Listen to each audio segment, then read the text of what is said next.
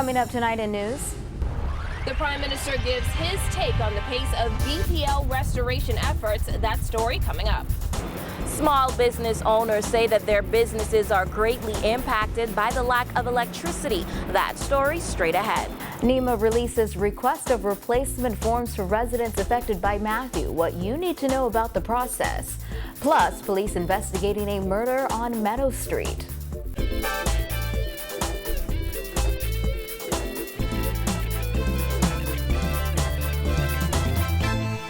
Welcome to our news. I'm Dana Smith. Thanks for joining us. Topping news tonight. As some New Providence residents are going on their 8th day without power after Hurricane Matthew, the Prime Minister is lighting the fire under Bahamas Power and Light to expedite efforts to restore power. Christina McNeil has the details. It's been just over 1 week since Hurricane Matthew ripped through New Providence, and 75% of customers on this island have been reconnected to power. However, Prime Minister Perry Christie says he has asked BPL to accelerate restoration efforts. Christie says he appreciates the complexity of the task to re-energize New Providence, but even he gets impatient at times. I have to accept, and sometimes I'm impatient with the rate of progress because you feel the pressure from people. My secretary, for example, every morning I see her, she said, Prime Minister, when are my lights coming on? And it's difficult. The island of New Providence was plunged into darkness as Hurricane Matthew approached, taking down power lines and electricity poles from east to west. This as Bahamas Power and Light has faced generation challenges of its own throughout its distribution network and at its Clifton Pier and Blue Hill Road power stations. Christie says he has come to accept that BPL is doing the best that it can in the face of such challenges. I have to accept the complexities of the grid. And when we were in Freeport, you would have heard Freeport saying we're going to get the first people on with lights and power when BPL had over 50% of them. What we have asked them to do is to accelerate the pace of bringing people in to add to their teams doing the work.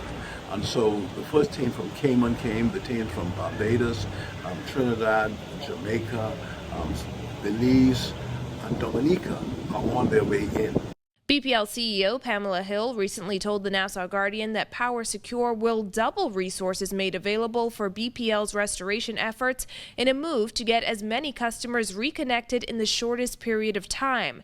This as some New Providence residents have been without power supply for more than 1 week. Christie says the government is pushing BPL to move as quickly as it possibly can. It's not just to get people lights on and power restored, but to maintain it.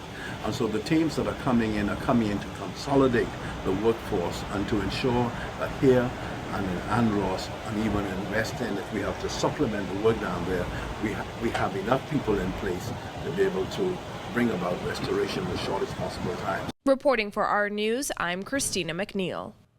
The exigency order issued after Hurricane Matthew will allow for the duty-free importation of hurricane relief goods between October 7th and April 4th. The 180-day order covers building materials, electrical fixtures, plumbing fixtures, and household furniture, furnishing, and appliances and generators. Bottled water is permitted duty-free for a period of 60 days, and motor vehicles with exemption based on the market value of the vehicle it is replacing on the date of the hurricane. Today, Prime Minister Perry Christie told Our News every effort is being made to help Bahamians get back on their feet. Trying to deal with the challenges posed by Hurricane Matthew in the best way we can, and we're trying to facilitate people being able to buy locally. For example, you can import duty-free, and what we're trying to do is to get stores who sell hurricane materials, building materials, electrical materials, plumbing materials, generators. We're trying to get them to register with NEMA so that they can be eligible then for people purchasing and getting duty rebate, and the government will then reimburse them.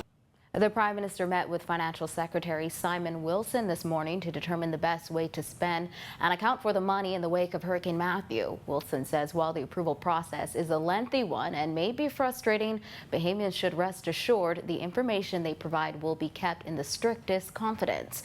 Christie said they are reviewing the process. The information is necessary to minimize the opportunity for fraud, and the same questionnaire has been standardized over the past several hurricanes.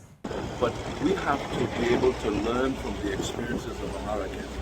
And the learning is not just limited to how you build, where you build, what kind of houses you build to better protect themselves.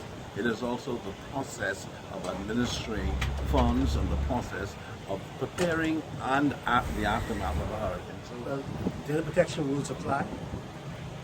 Access is reserved. For instance, in Nemo, working directly with The emergency order will apply to residents on New Providence, Grand Bahama, the Berry Islands, North and Central Andros, and will also waive departure tax and customs processing fees for non-commercial flights to those islands. Well, $50,000 has been donated to hurricane relief efforts from the People's Republic of China. National Hurricane Coordinator Shane Gibson accepted the donation on behalf of the Bahamas government this morning after briefing the Chinese ambassador on the extent of the damage caused by Hurricane Matthew in the Bahamas. As you know, we've experienced damages throughout the Bahamas, particularly extensive damage in Andros, Grand Bahama, and also in Providence. This is not the first time the government of China has stepped in to provide assistance. When Hurricane Joaquin ravaged the southern islands in 2015, the People's Republic of China made a similar donation. The counselor for the Chinese embassy in Nassau translated for the ambassador, noting that although the Bahamas and China are many miles apart, as an old Chinese saying goes, when someone is in trouble, a friend will offer help. China and the Bahamas are friendly partners. So when you are in trouble, and it is our duty to offer our help as soon as possible.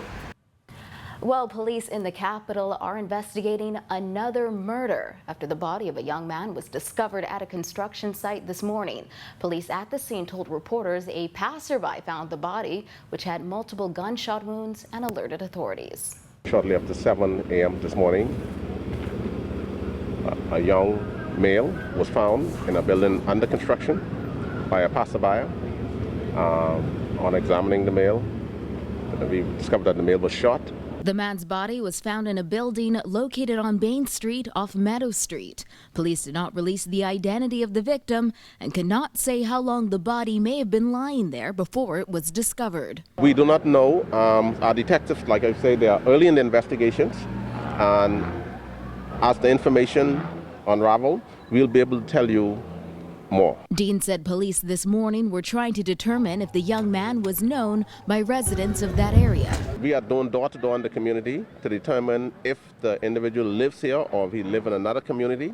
And once we get that information, we'll be able to be able to tell you that. Further details about the victim and what exactly led to his death were scarce. Dean said police are still investigating, and he appealed to the public to come forward with any information. We do not have a motive, but we are appealing to members of the public who might have been in this area, who might have been canvassing the area, who might have been walking past, who might have heard apparent gunshots. We are asking you, please, immaterial to how insignificant the information might seem, we want you to please contact the police. Dean said thanks to collaboration with the public, incidents of crime in that area have been low. He said although Bain Street isn't a crime hotspot per se, there are active police patrols. That is why homicides are significantly low, because of the support from members of the public. But as we go into the end of the year, we are asking the public, we just need your support to help us to minimize these such incidents. You know, one incident of a murder is an incident too much, but we want to reassure the public that they can have confidence in the police. When our news returns, how slow power restoration efforts have impacted local businesses. Plus, police question suspects following a school break-in during the storm.